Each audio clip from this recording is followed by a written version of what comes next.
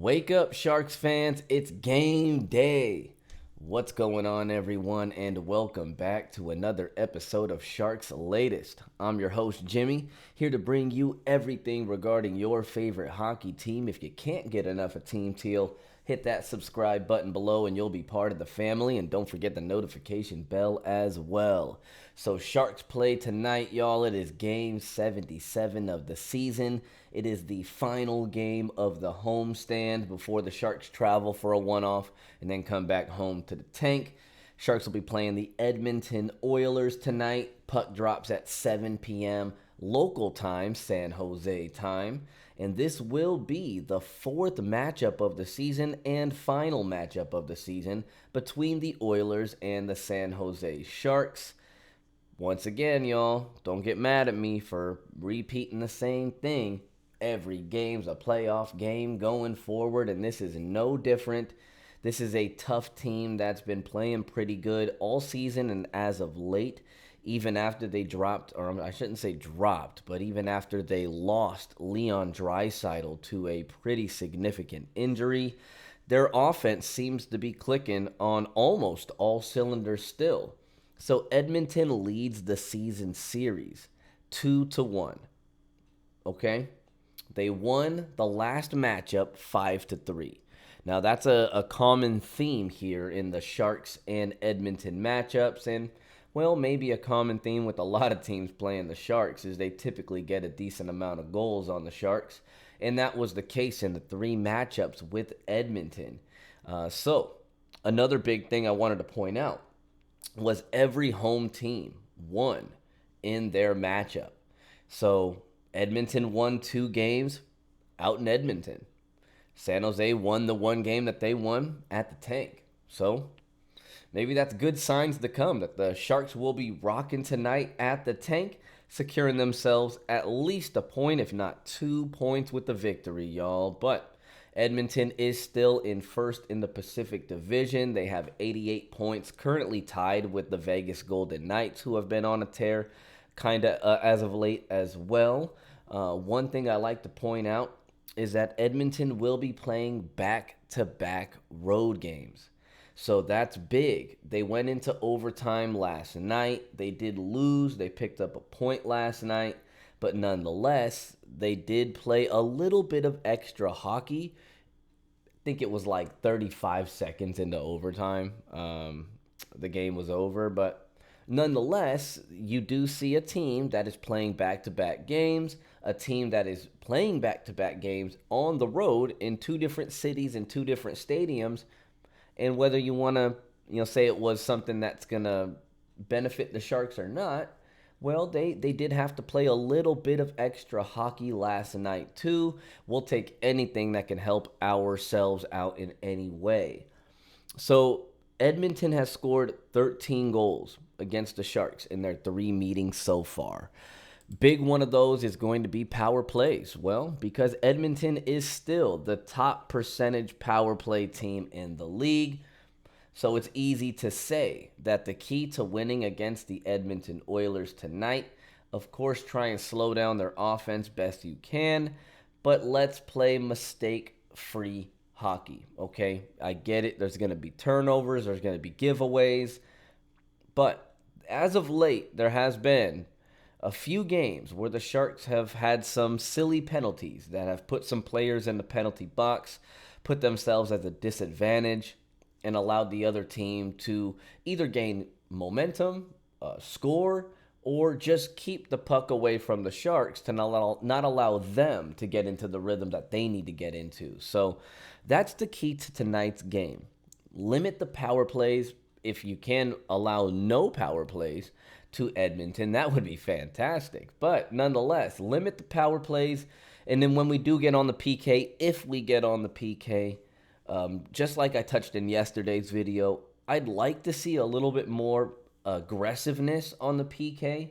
I'd like to see a little bit more attempts to poke the puck out, clear the puck if possible. You did see the Sharks allowing the puck to hang out in the opponent's offensive zone for way too long on every PK last game. And I think that's not smart. I get it. You're trying to eliminate the better opportunities to score for the opposition by not giving them clear shots on the goal. But nonetheless, we were still allowing shots on goal, and when they were coming, they were some of them were some pretty clean shots, and some were missed passes from the opposition, but nonetheless, they were set up to score. We don't want that, y'all. So we want to see, at least for me, I want to see a little bit more aggressiveness on the PK. Hopefully, we won't have to get there. Hopefully, there will be no penalties going on tonight as well. Now, I would like to see Adam Gaudette in the lineup. Hasn't played in a little bit. I think that could be another factor for the Sharks. I think they're getting to a point now, really, really late in the season, going down to the wire, starting to rest a little bit more of these players, right? Ty Dellandrea did see some ice time in the last game, was very ineffective, unfortunately. Once again, probably still coming back into the swing of things after missing so many games, right? So we have to be fair, and we want Ty Dellandrea to come back and just give us a spark, but it's okay if he does need some time to get his footing, if you will, but that's more reason potentially to put Adam Gaudette back out there. You did see him as a scratch in the last game, but Adam Gaudette does have 3 goals in his last 6 games played. And once again, that's all from the blue line, y'all. So this is all with relatively, 9 to 10.5 minutes of ice time every time he's out there. So he's seeing half of the ice time than the players on the top line, and still a dramatic amount less than those on the second line too. So if anybody on that fourth line can produce goals, I think it's worth keeping him out there. He's someone that just knows where to be. There was a time where I just kind of honed in on him on the ice during a game, and I just watched where Adam Gaudette was going, just to see, well, what's he doing? Where's he hanging out? What's he trying to do when he's off the puck? And he seems to be one of those players that just kind of knows how to position himself in the right opportunities, well, to give himself the right opportunities to score, y'all. And so he's tied for 6th on our team in goals. Even though he's 1, 2, 3, 4, 5, 6, count it up, y'all. He's in the last 3 in that fourth line. So there's just so many other players that have opportunities to score more than Adam Gaudette does, but yet he still finds a way to win. He still finds a way to get those goals out there, and he's a go-getter, dude. He's a grinder, and that's what you like to see. You like to see a player like Adam Gaudette succeed, and he sure has. So another thing I want to see, which I bet you will, is keeping the top line the way it is. We've seen so many experiments, and some of them have been good, some of them have been bad. And Colin Graff going back on that top line with Will Smith and Macklin Celebrini, he's showing his ability to pass the puck and support our playmakers on this team. Will Smith has been playing good as of late. He's kind of heating up a little bit, and I would say a lot of that can attribute to Colin Graff being back on the top line and helping to relieve Will Smith having to make plays for Macklin Celebrini, allowing him to go be that natural goal scorer and look to score the puck, having someone that can support you with some better passing on that top line. So those are some things I want to see. Gaudette was the big one. Another one that I don't have to see. I don't care about it. But one thing I think would be smart for the Sharks to do is to go ahead and start Askarov in the net tonight. He's had some time off, should be rested, should be ready to go. Gives Ned a day off, but also allows Askarov to have I hate to say easier game, but a game at the tank where the atmosphere is easier to accept, if you will. And then maybe we'll be smart starting Nedeljkovic on our next game on the road in Anaheim in a chaotic environment. Probably going to be a playoff atmosphere over there in Anaheim. So those are a few things that I want to see, but really would like to see Adam Gaudette back on the ice, back on that fourth line. And so here's where we're going to get into the wild card standings. There's not a lot of movement. There wasn't a lot of action going on from the teams that are currently in the running. Nashville did win, and they continue to win, y'all. Nashville is looking again like they're the team to beat. Man, it's so crazy just how every team seems to be going on a streak. Maybe LA not so much, but San Jose has definitely seen themselves rise and fall multiple times in the wild card standings. Nashville has seen the same. St. Louis has seen the same. And so Nashville now has 84 points on the season, y'all, which now makes this game tonight against the Oilers even more important to get something done. So LA's at 83 points. They're right behind them.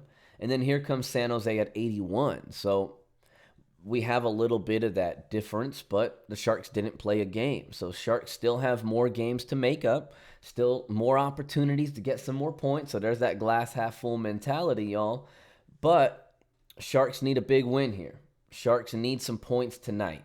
Nashville came out hot last night. A 5-0 score against Anaheim. So that's going to be the Sharks' next opponent, obviously. So we want to see the Sharks play good there. Winnipeg still right on the Sharks' heels at 80 points. And St. Louis is still there at 78. So they're not out of it. Absolutely. Now we're going to keep this episode a little short, being just a preview today. But I will predict the score, and I will leave you guys with the question of the day with your prediction of tonight's score as well. So give me a score below. Give me your prediction on tonight's game. Do you think the Sharks are going to end the homestand with a solid 2-point victory? Do you think, like I thought in the last game, that the Sharks might finally get their first shutout of the season? Probably not against an offensive firepower of the Edmonton Oilers and the best power play unit in the league. But nonetheless, predict your score below. Let me know what you think. Don't get mad at me too much, Sharks fans. I'm going to go ahead and I've predicted victories in the past couple of games for the Sharks. Here it's Sharks' latest. Once again, we like to keep the glass half full, but we're going to keep it real at the same time, y'all. So I do predict an Edmonton win tonight, y'all, at the Tank. I'm going to go ahead and say a score of 4-2. Oddly enough, that's just a gut feeling. I'm not really going off of much else. I mean, sure, we know what we're up against. But I'm going to go ahead and predict a loss tonight to the Edmonton Oilers, 4-2, before we go onto the road. Hopefully get back at it. But hopefully your boy's wrong, yo. These are the kind of situations where I hope I'm wrong, right? We always like to be right. But, yeah, let's hope I wake up tomorrow or, later today after watching the game, and we check the standings, and we see the Sharks right there, because the Sharks can't get 2 points and find themselves in the wild card 2 spot tonight or tomorrow morning. But gosh, they can find themselves potentially 1 point away. So that's all I got for you guys today. We'll keep it a little shorter on this episode, but make sure you are sitting in front of your TV tonight or wherever you're going to be. Or maybe you'll be at the Tank watching it live, y'all. Puck drops at 7 p.m. We will be back with another episode tomorrow to be reviewing, hopefully, a 2-point victory for the San Jose Sharks. That's all I got for you guys now. Gonna leave you with, well, the same thing we leave y'all with every single time. Let's keep it real. Let's keep it teal, Sharks Nation. Your boy is out.